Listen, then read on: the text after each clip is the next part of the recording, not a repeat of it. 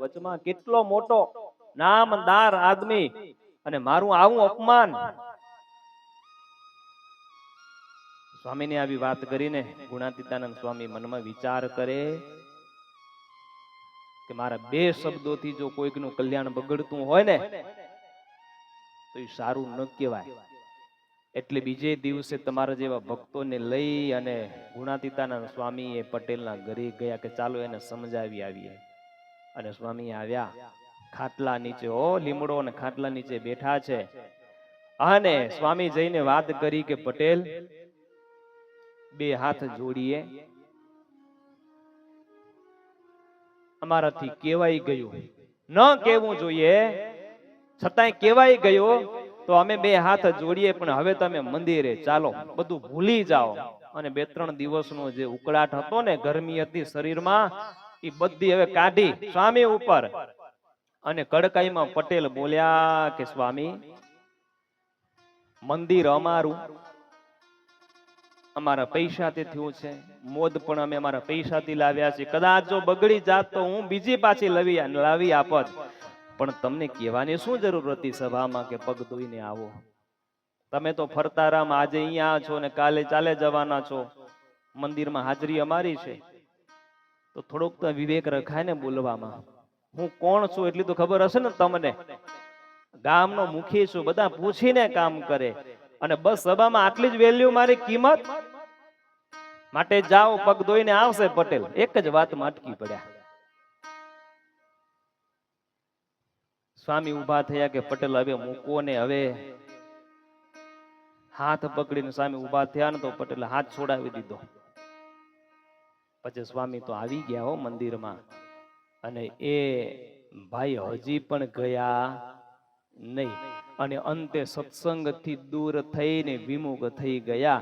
તમે વિચાર કરો, સત્સંગથી દૂર કોણ લઈ ગયું? દોષ લઈ ગયો ને? કાંઈ હતું નહીં, પણ પોતાને બસ માની લીધું કે હું મોટો છું ગામની અંદર. આખું આ દેહાભિમાન થઈ ગયું હતું. અને દોષ જયારે આવ્યો ને ત્યારે અનંત ભક્તજનો, એમ કહેવાય કે મોટા મોટાઓને પણ દુર્લભ એવો સત્સંગ, એ સત્સંગનો યોગ પામ્યા હતા. પણ માન ભાઈ આવી ગયા ને જીવનમાં, તો એનું મોક્ષ બગાડી નાખ્યો અને સત્સંગથી દૂર લઈ ગયા.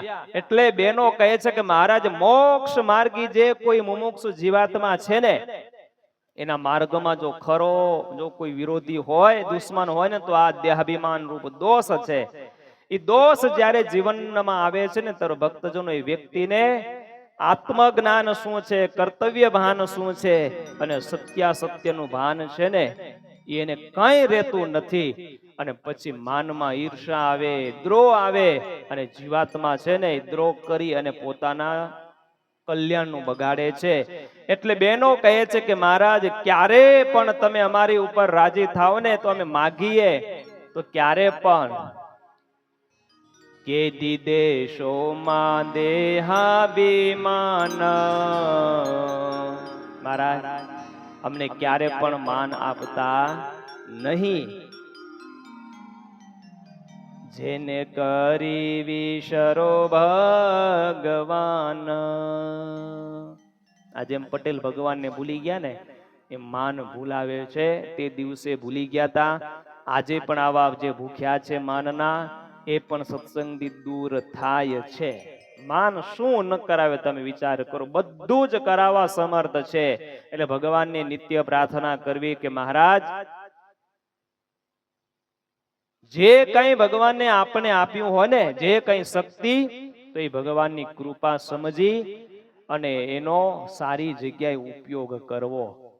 ભગવાનની આગળ પ્રાર્થના કરવી, ભગવાનને થેન્ક યુ કેવું પૂજાની અંદર, ઘર મંદિરમાં, કે હે ભગવાન, તે મને જે કઈ આ શક્તિ આપી છે ને, હું લાયક તો નથી આખી આ દુનિયામાં, છતાં પણ તે મને સિલેક્ટ કરી અને તે મને આ શક્તિ આપી છે ને, તો મદ ભાગ્યશાળી છું.